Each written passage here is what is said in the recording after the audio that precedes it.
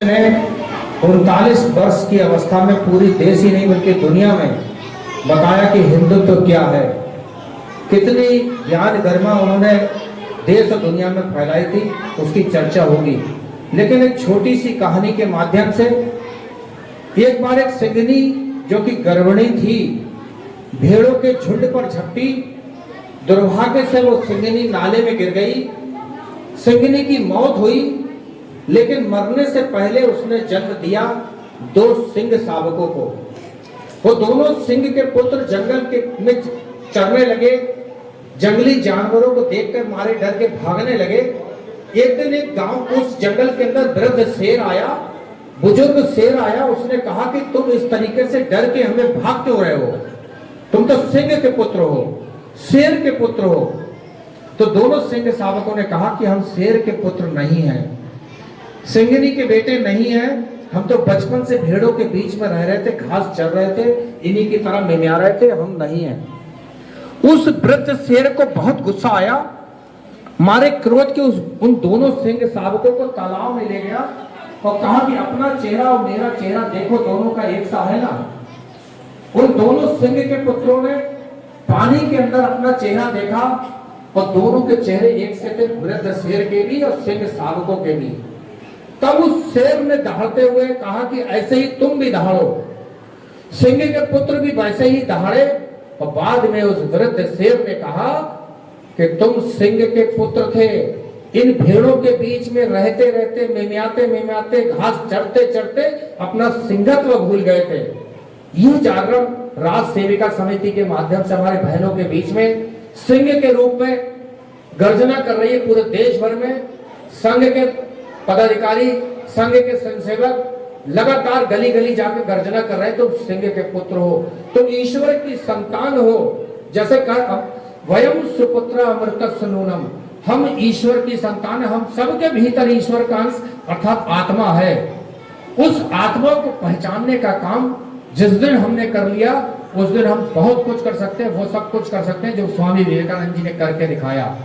छोटे छोटे बच्चों, 12 जनवरी सन 1863 को कलकत्ता के सिमुलिया गांव में विश्वनाथ दत्त और भुवनेश्वरी देवी के घर में एक बच्चा जन्म लेता। उसका नाम होता नरेंद्र।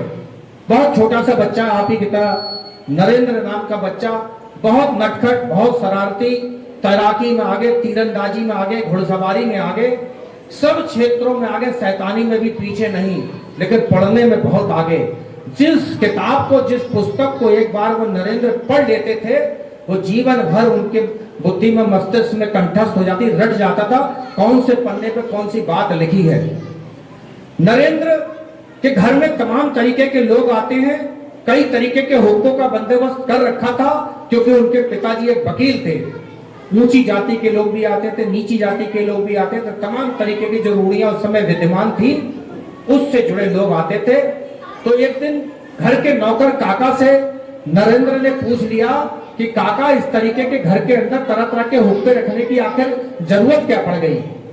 तब काका ने कहा कि ऊंची जाति का व्यक्ति कोई आया और नीची जाति वाले हुक्के में मुंह लगा लिया तो उसका धर्म भ्रष्ट हो जाएगा। बालक नरेंद्र के दिमाग में ये बात घर कर गई कि आखिर धर्म कैसे भ्रष्ट हो जाएगा? घर में कोई नहीं है। बालक नरेंद्र ने सभी हुक्कों में मुंह लगाया और अपने काका से कहा कि देखो काका, मैंने तो सभी हुक्कों में मुंह लगाया, मेरा धर्म तो भ्रष्ट नहीं हुआ। ऐसी बात जाति पाति, ऊंच नीच, धर्म और बिरादरी की तोड़ने वाले, बंधन को तोड़ने वाले नरेंद्र के बचपन से ही लगने लगा था कि पूत के पांव पालने में कि बहुत महान व्यक्ति ये बनेगा। नरेंद्र विवेकानंद के रूप में विकसित होते हैं, लेकिन उनके दिमाग में एक बात हमेशा रहती है, क्या किसी ने ईश्वर को देखा है? क्या कोई ऐसा व्यक्ति है जो मुझे ईश्वर के दर्शन करा दे? उनके गुरु प्रोफेसर हेस्टी कहते हैं कि जाओ दक्षिणेश्वर में जाओ, वहां ठाकुर रामकृष्ण परमहंस नाम के गुरु मिलेंगे और तुम्हारी इस शंका का समाधान कर देंगे।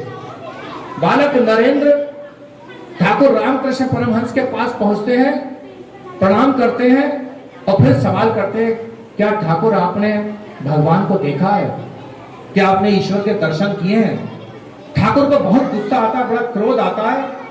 और कहते हैं हाँ मैंने ईश्वर को देखा है, ऐसे ही देखा जैसे मैं तुमको देख रहा हूं, इससे भी स्पष्ट रूप में मैंने ईश्वर के दर्शन किए हैं। तब बालक नरेंद्र कहते क्या मुझे आप ईश्वर के दर्शन करा सकते हैं? तब ठाकुर फटकारते हुए कहते हैं तो तुझे तो मां की सेवा करनी है।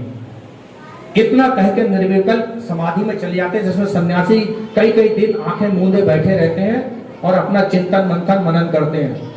कौन सी माँ की सेवा करनी है? माँ भुवनेश्वरी देवी की सेवा करनी है, या माँ कलकत्ता में काली की सेवा करनी है, जिसके पास इसके दर्शन करने मात्र से, प्रणाम करने मात्र से, अपनी मन की बात कहने से बहुत सारी समस्या का समाधान हुआ था, या मुझे माँ भारती की सेवा करनी है।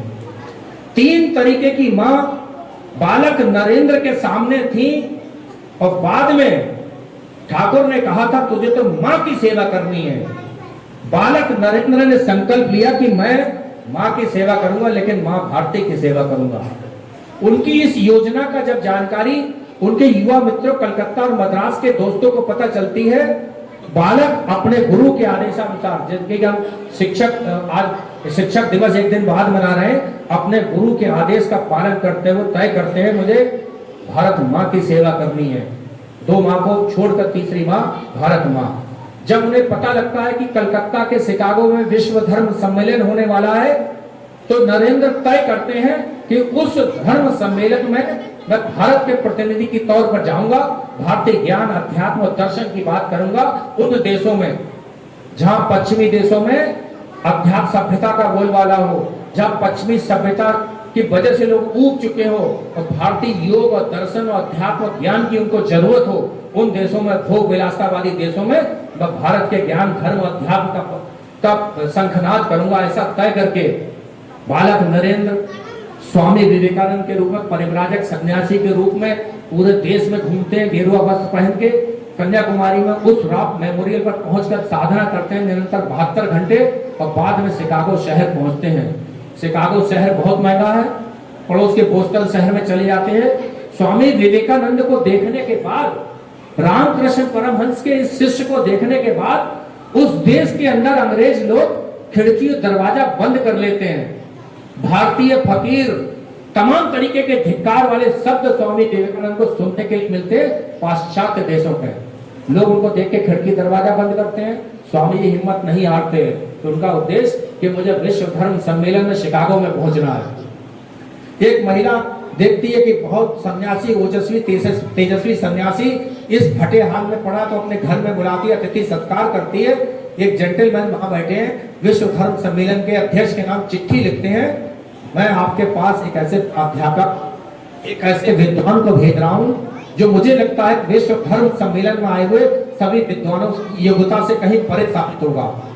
ऐसे वाक्य स्वामी विवेकानंद के बारे में एक अंग्रेज लिखता है, पूर्वानुमान लगाते हुए, तेजस्वी चेहरा देखते हुए कि ये विश्व धर्म सम्मेलन में बालक नरेंद्र विवेकानंद बन चुके, कुछ न कुछ करके दिखाएगा।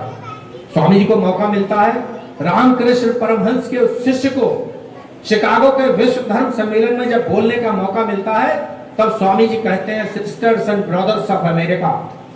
संबोधन ऐसा आत्मीय संबोधन जिसमें किसी वक्ता ने पहले सिस्टर्स कहा हो, बाद में ब्रदर्स कहा हो, उस देश के अंदर लेडीज एंड जेंटलमैन का चलन हो, sisters and brothers of America. ऐसे शब्द, आत्मीय शब्द सुनकर लोग अपने आप को रोक नहीं पाए। 7-8 मिनट तक लगातार उस सभागार के अंदर तालियां बजती रही और विवेकानंद को सुनने के लिए लोग व्याकुल रहते थे। तमाम लोगों के नीरस भाषण सुनने के लिए वक्ता को कहना पड़ता था कि आखिर में स्वामी जी बोलेंगे।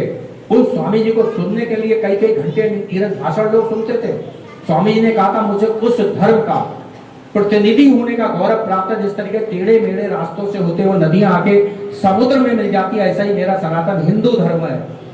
टेढ़े मेढ़े मत मतांतर से लोग पंथों से आकर एक सनातन में मिल जाते हैं, ऐसा मेरा हिंदू धर्म। बड़ी विशद व्याख्या हिंदुत्व की स्वामी विवेकानंद ने शिकागो शहर में की थी।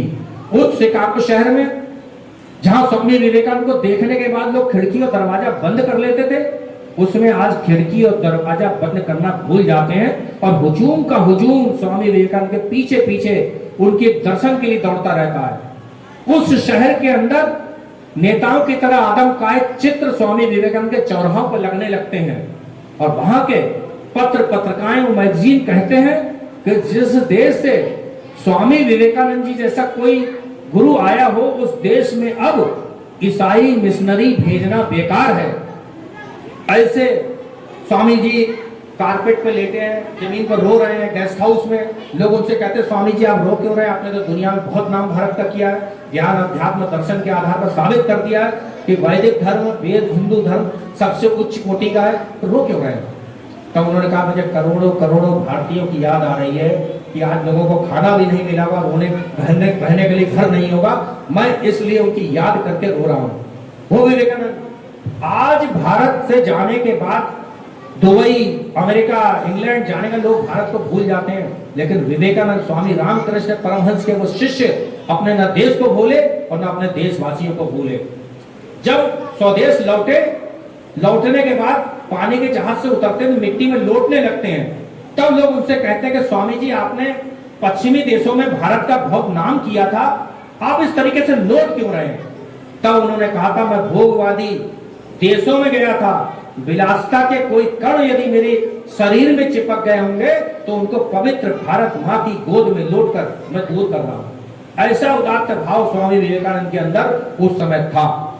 स्वामी विवेकानंद जी जहाँ भाषण होते हैं, लोग कहते हैं स्वामी जी इतना आप कुछ कर सकते हैं, देश को आजाद नहीं करा सकते। तब स्वामी जी कहते हैं देश को तो मैं कल आजाद करा दूं, लेकिन उस आजादी की रक्षा करने वाले लोग कहाँ हैं। तब लोग कहते हैं आखिर किस तरीके के लोग चाहिए। तब कहते वीर्यवान तेजस्वी निष्कपट श्रद्धा संपन्न ऐसे अगर 100 मिल जाए तो संसार का कायाकल्प कर दूं। 100 लोग उन्हें दिखाई नहीं दे रहे थे, वीर्यवान निष्कपट तेजस्वी श्रद्धा संपन्न। उन्होंने स्त्रियों का कहा था स्त्रियों तुम भूलना नहीं, तुम्हारे आदर्श तो सीता सावित्री दमयंती गार्गी मैत्रेयी हैं।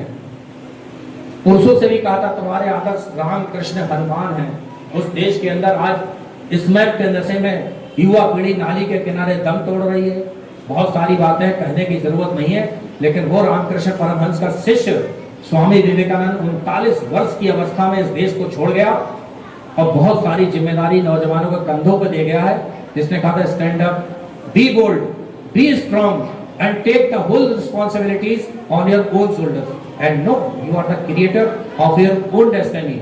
All the strength and success you want is within yourself. उठो जागो और समस्त उत्तरदायित्व अपने कंधों पर ले लो और जानो कि अपने भाग्य के विधाता तुम खुद हो। जितनी शक्ति और सफलता की तुम कामना करते हो वो सब तुम्हारे भीतर ही निहित है। वो ईश्वर का अंश हमारे भीतर है। एजुकेशन के बारे में उन्होंने कहा education is the manifestation of perfection already in man. जिस तरीके से एक चिंगारी राख से ढकी रहती है उसी तरीके से प्रत्येक व्यक्ति के अंदर ज्ञान अंदर है, उस पर अज्ञानता की राख ढकी हुई है। उस अज्ञानता की राख को हटाओ और प्रकाशित हो जाओ ज्ञान से। ऐसे स्वामी विवेकानंद जी ने बहुत कुछ कहा था। धारयति इति धर्मा, धारण करने योग्य वो धर्म है। क्षमा दया प्रेम सत्य अहिंसा करुणा अस्ते ब्रह्मचर्य धर्म के 10 लक्षण है, इन्हें पहचानो। बातें हैं सीप के समान बनो। छोटी सी कहानी उसके माध्यम से बात बंद करूंगा। सीप के समान बनो।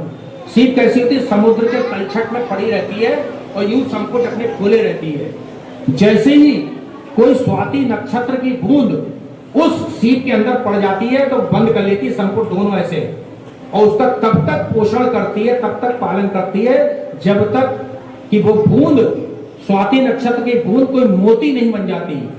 जब कोई विद्वान आपके बीच में आके बात करे अपने अनुभव की, तो स्वाति नक्षत्र की बूंद की तरह अपने हृदय के कपाट ऐसे खोल लो, उसकी बात को सुनो, चिंतन मनन करो, और जब जो अच्छी बात एक लगे तो उसको समेट लो अपने हृदय में और उसको मनन करो घर पे जाके।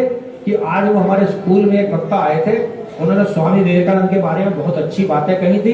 एक छोटा सा बच्चा जो नटखट था, तीरंदाजी करता था, घुड़सवारी करता था और छोट जाति बरादरी की बातें नहीं मानता था, कितना बड़ा व्यक्ति बना।